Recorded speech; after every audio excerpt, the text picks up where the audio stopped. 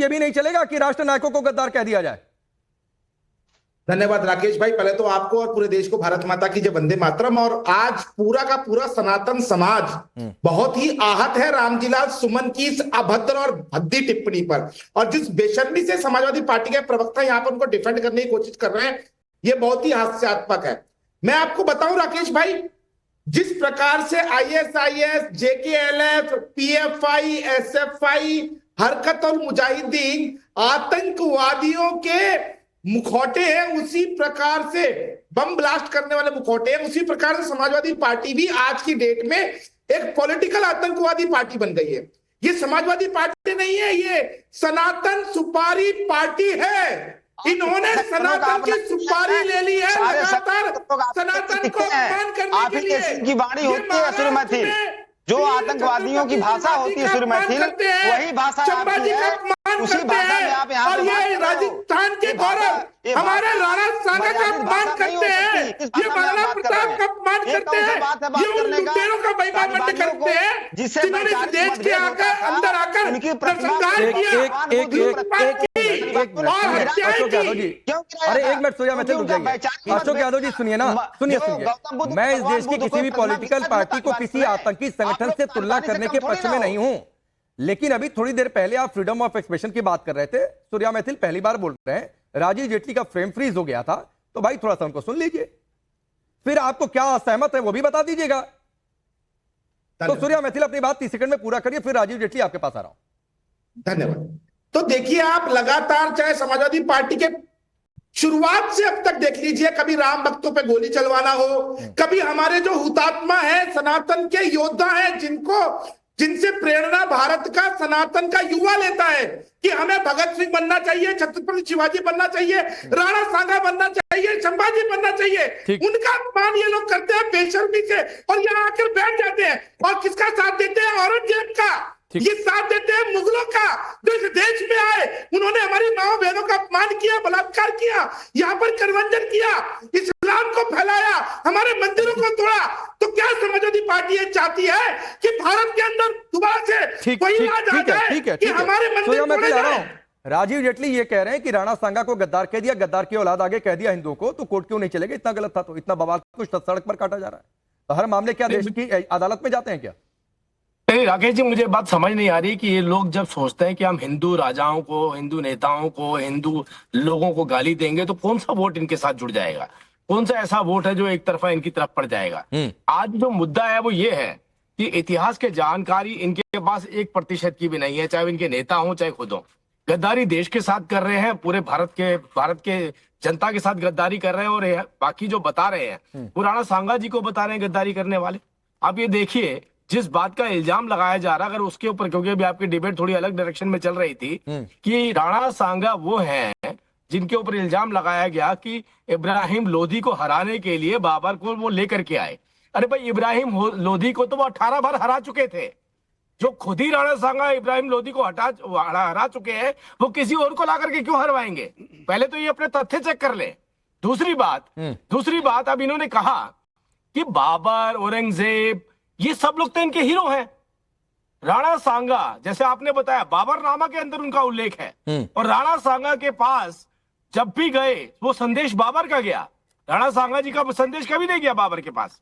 और दूसरी बात, आप ये देखिए, ये एक अलग सब्जेक्ट है इतिहास का, लेकिन ये लोग क्या सोचते हैं, इनके सांसद जिनको अखिलेश यादव बोलते होंगे जाके पार्लियामेंट के अंदर गाली देकर के आइए, महाराणा प्रताप को गाली दीजिए, राणा सांगा जी को गाली दीजिए, हिंदू देवी देवताओं को गाली दीजिए, जितनी दे सकते हैं दीजिए, और अपने हीरो जो है वो औरंगजेब को बताइए, बाबर को बताइए। अगर इस तरीके की परंपराओं के साथ ये राजनीतिक पार्टियां चलेंगी, ठीक है, तो आप ये सोचिए, ये चुनाव भारत में नहीं, ये बांग्लादेश में लड़ रही हैं या पाकिस्तान में लड़ रही हैं, या इनको ऐसा लगता है कि हमने अपने राज्य को पाकिस्तान बना लिया है, ठीक है, और क्योंकि हमने बना लिया है तो अब हमारी मजबूरी है, हम उन्हीं लोगों के साथ चलेंगे और हिंदू समाज को गाली देंगे, हिंदू देवताओं को गाली देंगे, हिंदू राजाओं को गाली देंगे। ठीक है सर, ठीक है। वरुण पुरोहित जी, क्या स्टैंड है भाई आप लोगों का?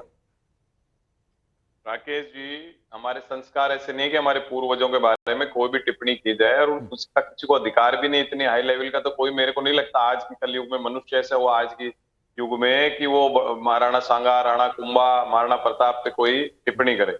हम तो बच्चे थे तो हमारे पिताजी जैसे बच्चों को कहानियां सुनाते हैं तो राणा सांगा की 80 घाव थे फिर भी युद्ध लड़ते थे, राणा कुंभा की, महाराणा प्रताप की। हम तो राजस्थान से आते हैं तो शौर्य गाथाएं सुनाते थे बच्चों के अंदर, खून में उबाल रहा है, खून में एक गर्मी रहे आदमी बच्चे के अंदर तो वो अच्छा डेवलप हो और देश के प्रति उसकी सद्भावना, देश के प्रति उसकी भक्ति रहे। आज सबसे जो बड़ा प्रश्न है वो संसद के अंदर तो कौन सा सुप्रीम बॉडी है देश को चलाने वाली लोकतांत्रिक व्यवस्था की, उसके अंदर कोई सांसद ऐसी टिप्पणी करता है तो स्पीकर को तुरंत एक्सपंज करना तो अलग बात है। कितने नेताओं ने आलोचना की है सर अभी तक रामजीलाल सुमन के, जरा मुझे बता दीजिए, मैंने देखा नहीं है। क्या आपके कितने नेताओं ने रामजीलाल सुमन, अखिलेश यादव की आलोचना की है इस मसले पर? आलोचना करने की बात नहीं, मैं संसद की बात कर रहा हूं। क्यों नहीं बात है संसद में? अरे क्यों नहीं बात है आलोचना करने की? राणा सांगा को गद्दार कर देंगे आप, आलोचना भी नहीं कर पाएंगे, बाकी तो छोड़ दीजिए। खुद ही कह रहा हूं हमारे संस्कार नहीं, आलोचना क्या कर, आलोचना या किसी की क्रिटिसिज्म करना है हमारे महापुरुषों का किसी को अधिकार ही नहीं है। अरे मैं कह रहा हूं भाई कि रामजीलाल सुमन ने कहा अखिलेश यादव ने उस दिन बचाव किया, आपकी पार्टी के कितने नेताओं ने रामजीलाल सुमन की इस स्टेटमेंट की आलोचना की है सर, मुझे बता दीजिए। और ना हो तो सोशल मीडिया का स्क्रीनशॉट भी दिखा दीजिए, मैं कहूंगा कैमरा जूम हो जाए या जैसे भी दिखा दीजिए सर, पास में ले आके, या बता दीजिए मैं दिखा देता हूं यहां पर किसने किया है। या तो आप मुझे बोलने दो या मेरे कमेंट्स आप अपने मुंह से बोल दो।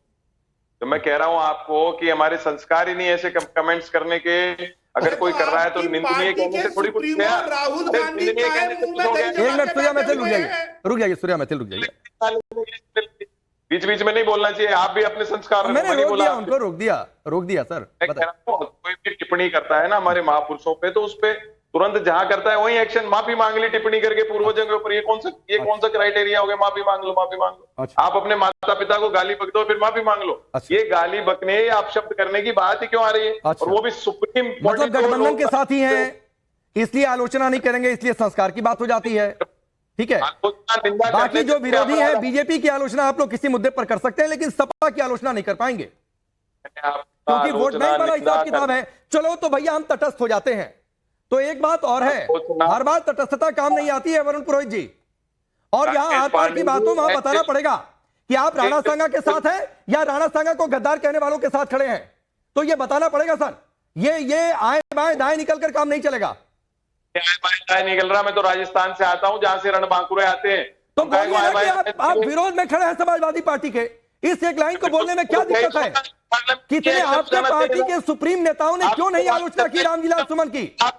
सिर्फ ये कह देना। सुनिए, जो मेरे ध्यान में है वरुण पुरोहित जी, एक ही स्टेटमेंट मुझे ध्यान में है आपकी पार्टी की ओर से कि बीजेपी सपा किसी को सर्टिफिकेट ना बांटे। ये नहीं कहा गया कि सपा ने गलती कर दी।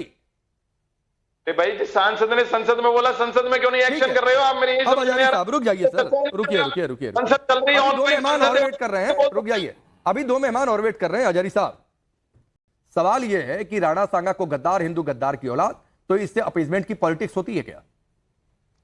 देखिए, जिस तरह से समाजवादी पार्टी के प्रवक्ता ने बोला है, इसके ताल्लुक से मैंने पहले भी कहा है, मैंने अपना बयान भी जारी किया है कि इससे पहले अबू आसिम आजमी ने औरंगजेब का तस्करा कर दिया वहाँ पर।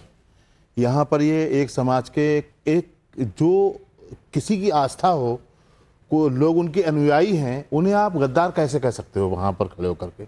अगर आपने इतिहास के पन्नों में पढ़ा भी है तब भी आपको 10 बार सोचना चाहिए कि हम किसके लिए क्या कर रहे हैं।